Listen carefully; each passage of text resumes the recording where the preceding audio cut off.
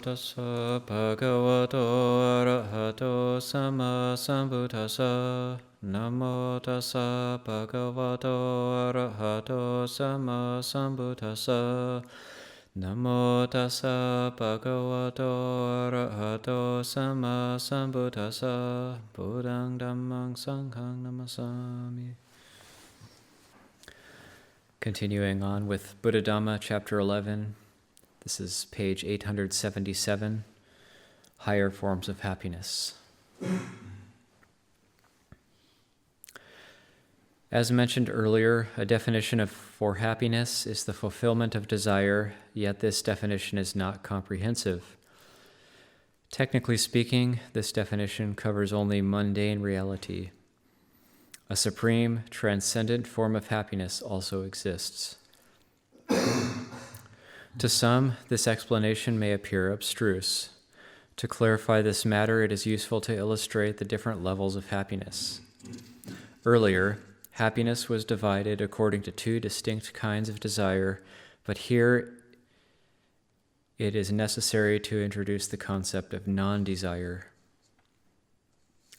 The new classification results in two main levels of happiness and three sublevels. 1. Happiness as the fulfillment of desire, which is A. Happiness as the gratification of craving, tanha, or the fulfillment of unwholesome desire. B. Happiness as the fulfillment of wholesome enthusiasm, chanda.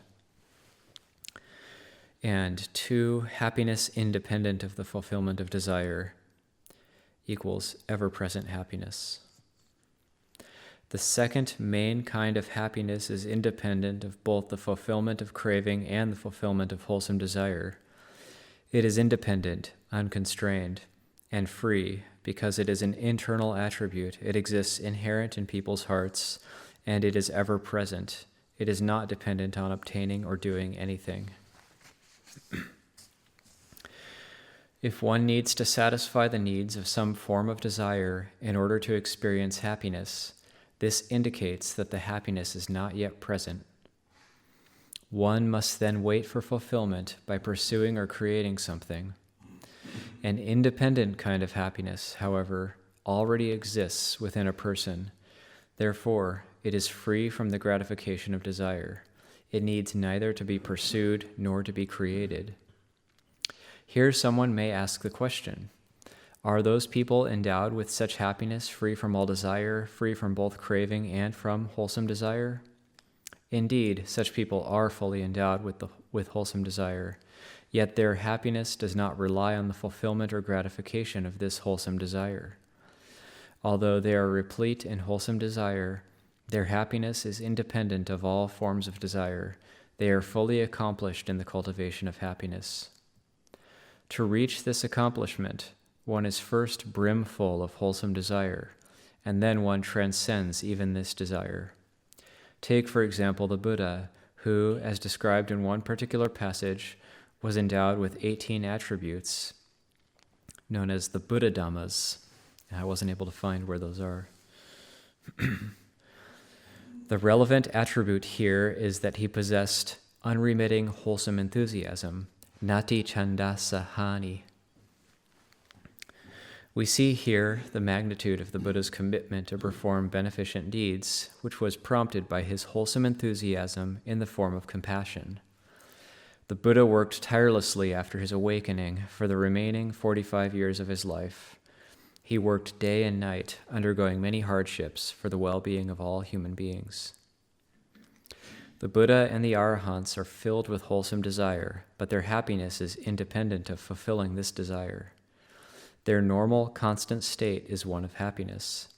Another way of describing the three levels of happiness is as follows. 1. Happiness requiring a pursuit, or happiness gratifying craving. 2. Happiness created by oneself, or happiness fulfilling wholesome desire. 3. Inherent, ever-present happiness, that is, happiness independent of fulfilling desire. The first kind of happiness requires a pursuit, because those objects of enjoyment that satisfy craving are external, material things. They must be sought after and consumed, one must seize these external things and have them make contact with one's senses. The second kind of happiness is self-generated because, in order to fulfill the desire to learn, the desire to know, the desire to study, the desire to perform a wholesome deed, the appreciation of nature, etc., one relies on one's own dedication and commitment. This happiness can be created without relying on external things. The third kind of happiness is ever-present. For when happiness exists as an internal attribute, as an ordinary and natural state of mind, then it is constantly present. One need not seek or do anything to obtain such happiness. One may wonder how to become a person who is able to enjoy all three kinds of happiness: the pleasure of seeking sense objects, self-generated happiness, and abiding ever-present happiness. Wouldn't such a person be proficient? Indeed, streamenters are those individuals able to enjoy these three kinds of happiness. It turns out that those persons who are truly accomplished in all three levels of happiness, i.e., the arhants, are fully satisfied by independent, unconstrained happiness. Although, if they wanted to, they could enjoy all three kinds of happiness. They are no longer interested in the first kind of happiness dependent on material objects. This will be discussed at more length below. The next section is titled Ideal Happiness. Happiness can be grouped or classified in many different ways. Let us examine the Buddha's classification of happiness into 13 pairs. Here are some simple examples from this classification. Physical happiness, kayika sukha, and mental happiness, cetasika sukha. Material happiness, samisa sukha, happiness dependent on material things, and independent happiness, niramisa sukha, happiness independent of material things. Householders' happiness, gihi sukha, and the happiness of renunciates, pabajita sukha. Sense pleasure, kama sukha, and that's kama, the K, long A, M-A, as opposed to like the law of kama, which is K-A-M-M-A. So the sense pleasure word kama sukha, happiness derived from desirable and alluring sights, sounds, smells, tastes, and tangibles, happiness from acquisition and consumption. And happiness secluded from sensuality, nekama sukha, happiness free from sensuality, free from sensual allurements and enticements, the happiness of renunciation, happiness not tied up with acquisition. The Buddha gave this teaching to distinguish between the many different kinds of happiness. Moreover, through a familiarity with this teaching, one understands the relationship between different kinds of happiness. On a related subject, knowledge of the various kinds of happiness enable one to outline the ideal forms of happiness. Here, a recognition of that happiness is the goal of spiritual training. Here, a recognition that happiness is the goal of spiritual training is connected to the teaching on the different planes of existence, or different states of mind, which a person can reach through spiritual cultivation. The universe is traditionally divided into 3 planes of existence. Te bhumaka, the realm of sensuality, that's the kama bhumi, where beings are still tied up in sense pleasure. The realm of the fine material form, the rupa bhumi, this plane of fine material brahmas, or rupa brahmas. And the immaterial realm, the arupa bhumi, the plane of immaterial brahmas. Another plane, the transcendent plane, lokuttara bhumi, exists, surpassing the threefold plane of existence. In relation to the threefold plane of existence, the term bhumi refers to a specific world or sphere of existence occupied by beings native to that plane or realm. Alternatively, it refers to the particular state of mind developed by beings to reach such a plane. This second definition, referring to one's state of mind, can also be applied in relation to the transcendent plane. What this means is that a percentage of beings dwelling in a specific plane of existence, in particular some human beings in this world, may have developed various states of mind and in effect have reached various planes, including the transcendent plane. These planes, or bhumis, can be grouped as follows. 1. Sensual plane, the kama bhumi. 2, fine material form plane, Rupa Bhumi. 3, transcendent plane, Lokuttara Bhumi.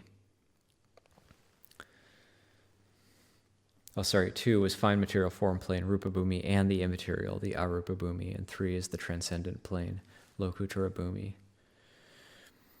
In relation to happiness, these 3 planes can be described thus. Sensual plane, endowed with sense pleasure, kama sukha.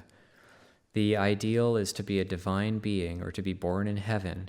Here, one has developed oneself and reached the supreme kind of sense pleasure. Although one is still endowed with the suffering of unawakened beings, one is free from oppression and punishment. 2, the Brahma planes, endowed with the happiness of jhana.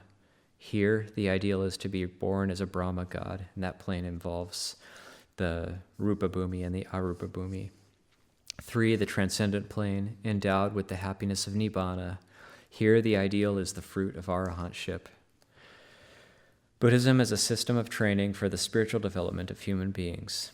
It follows the principle that every individual should continually cultivate him or herself and reach more refined forms of happiness. Moreover, at any one time, different people exist at different stages of development. For this reason, the world should be a conducive place for each individual to make progress, according to which stage he or she is at. When one sets happiness to be the goal of spiritual training, human beings should develop themselves in the 3 planes mentioned above in order to reach successively more refined levels of happiness. Through moral training, one develops physical actions in order to create a beneficial relationship to one's environment, and one cultivates morality in order to support others and to live together happily. In short, by developing generosity and virtuous conduct, one attains the delights of heaven. Through mental training, while abiding in such a conducive environment, one develops the mind in virtuous qualities, in particular the 4 divine abidings, the Brahmaviharas. Established in concentration, one's mind is steady, poised, and happy. One develops happiness of mind until one reaches the happiness of jhana. Through wisdom training, by relying on the accomplishments of mind development, one cultivates wisdom and insight. One sees things clearly according to the truth. One discerns conditionality. One knows how to successfully reach the goal. One is able to solve problems and dispel suffering, and one frees the mind and reaches the happiness of Nibbana. Heavenly beings amuse themselves with sensual objects and activities. Brahma gods are satisfied by refined happiness of mind, including the happiness of jhana. Arahants, having transcended the bonds of sense pleasure, fully realize the happiness of Nibbana. Stream enterers access the happiness of all 3 planes, of sense pleasure, happiness of the higher mind, and transcendent happiness, having not yet abandoned any of these. Next section is the supreme happiness of the Buddha. The Buddha asserted that he had realized a happiness surpassing the happiness of a great monarch, whose happiness is considered by most ordinary people as being supreme. On one occasion, the Buddha met with members of the Ñāṇiko order who were practicing various forms of asceticism and self-mortification, and he spoke with them about the religious practices they undertook for reaching their desired goal. The Ñāṇiko followers practiced severe austerities because they believed that happiness cannot be achieved by way of happiness. It can only be achieved by way of pain. In order to support this belief, they compared King Bimbisara with the Buddha, saying that if one were able to achieve supreme happiness, the highest goal of religious practice, by way of pleasure, then King Bimbisara would surely have attained this achievement, since his happiness and comfort exceeds that of the Buddha. The Ñāṇiko said this because they held the common belief that, since King Bimbisara possesses lavish wealth and great power, his ease and comfort must be greater than the Buddha's, who had relinquished his worldly possessions, wandered about in remote mountains and forests, and observed various religious practices. Surely the Buddha suffered similar pain and difficulty as the Ñāṇiko themselves. The Buddha, however, rejected their claim and proved their premise false by saying that King Bimbisara does not have more happiness than the Buddha. On the contrary, the Buddha experiences greater happiness than the king.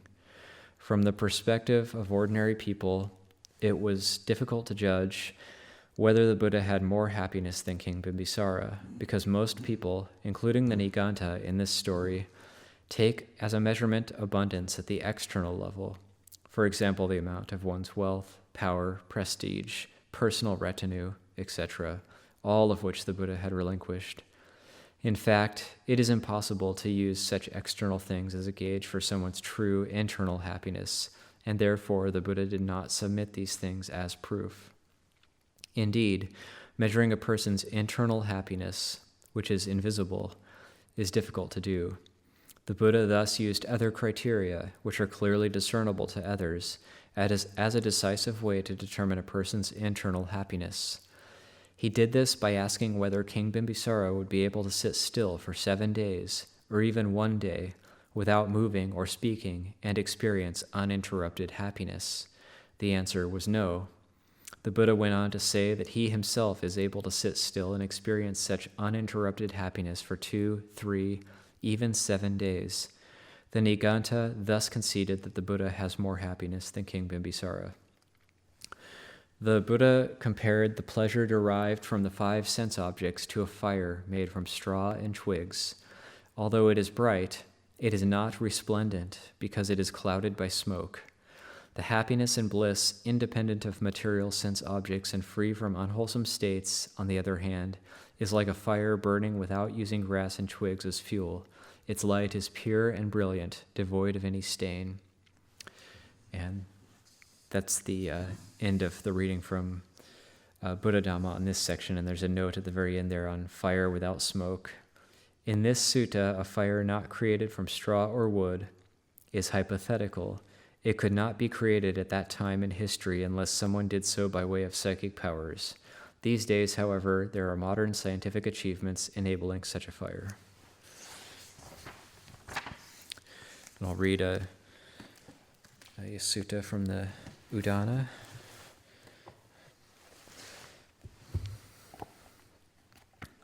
You can't talk about the various levels of pleasure and happiness unless you read the Sutta of Nanda, so always worth revisiting.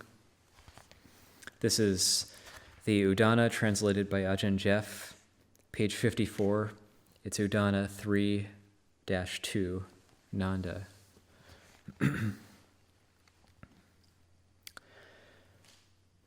I have heard that on one occasion the Blessed One was staying near Savatthi at Jeta's Grove, Anathapindika's monastery.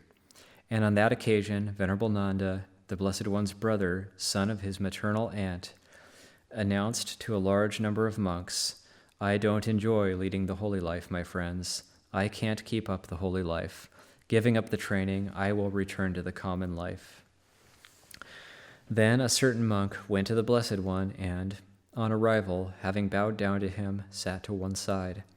As he was sitting there, he told the Blessed One, "Lord, Venerable Nanda, the Blessed One's brother, son of his maternal aunt, has announced to a large number of monks, 'I don't enjoy leading the holy life, my friends. I can't keep up the holy life.